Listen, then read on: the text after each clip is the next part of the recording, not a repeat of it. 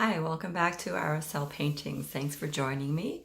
If you like my videos, don't forget to give me a thumbs up, leave me a comment, and subscribe to my page, please. I would really appreciate it.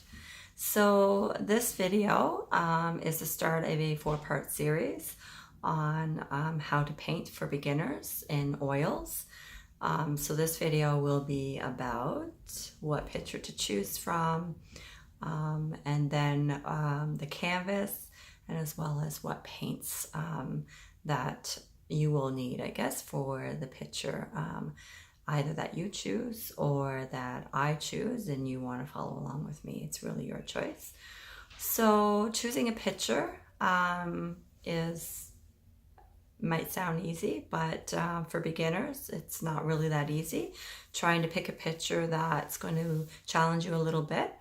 We don't want something too easy and not something that's too hard and you're going to struggle with, and then you're going to get frustrated. So you want to have enough details in your picture to give you an opportunity to learn depth and perception, of course, which is, you know, the space or perspective, the form, distance.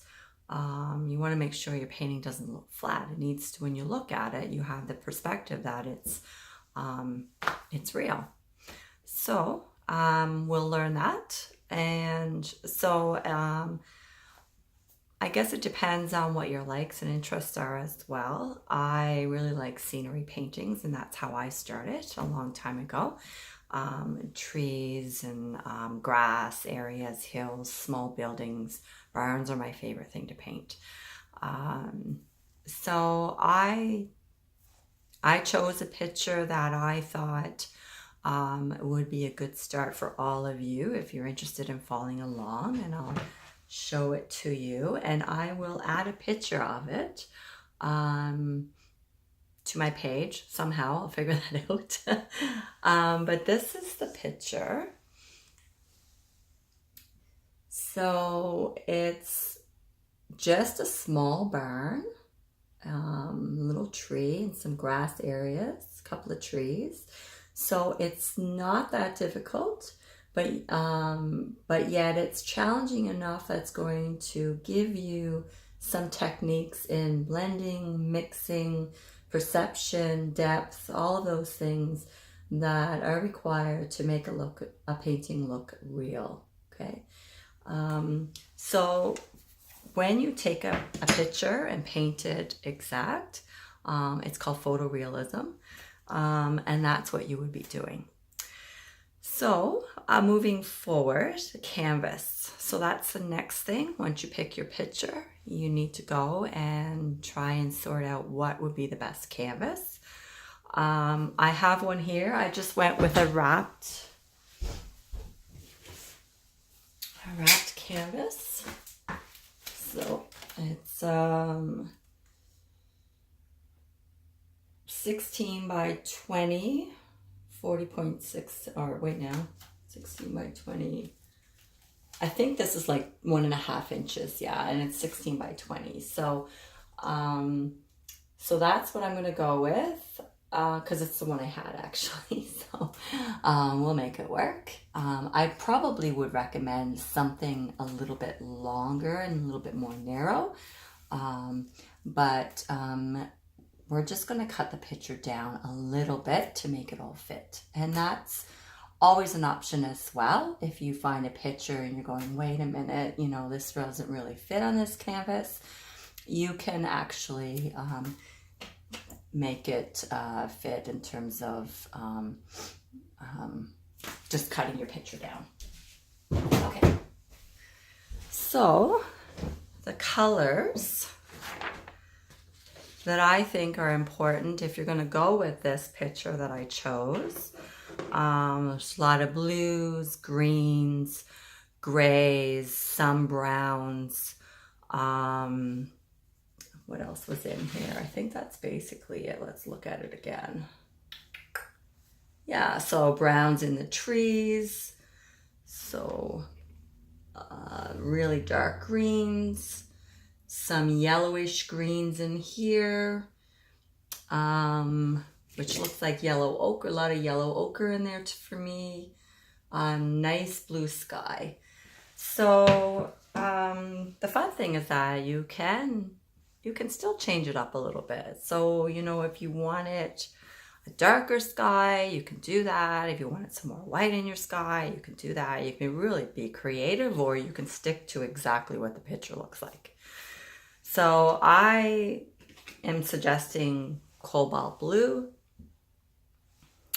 French ultramarine blue, which I'm just about out. I'll have to go pick some up.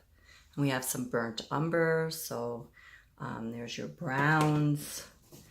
We need some yellows for green, so blue and yellow. So I picked cadmium yellow, and this one is lemon yellow.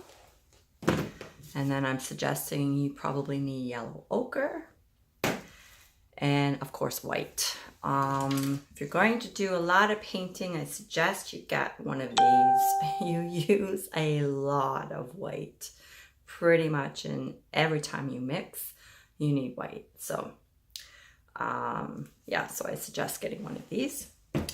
For brushes, oops, sorry, excuse me.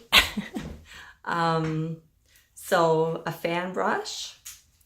Mine's getting a little bit worn. You could probably go a little bit bigger than this one actually, and that's to do some of the branches on your trees. Detailed brushes. I have one really small one right here. So for really fine lines, so these are really helpful to use around the edge of the barns, the roof and that sort of thing.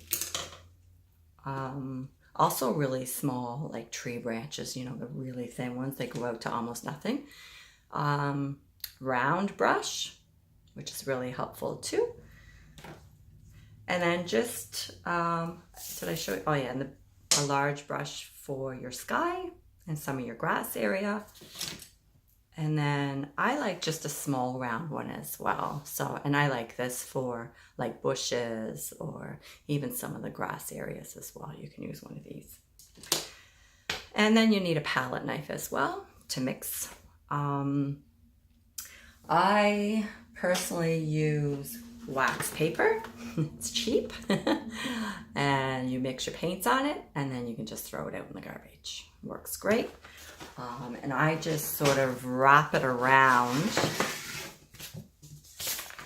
Look how messy this is. Wrap it around one of these, and it just makes it so much more simpler. So that's basically the end of this series. So if you want to follow me paint, the next series will be about what exactly do you draw? Now that you've got the picture, painting is very different than drawing. You don't need to draw every single thing in the picture. So we'll talk about that in the next series. So hope you come back and you can go out and buy all the materials that you need, and hopefully you will follow me. Give me a thumbs up. Let me know if there's anything else that you need to know, or if you have any questions. Please leave me a comment. I'll get them right away probably, so I'll answer you within a day. And then subscribe to me, please. All right, bye.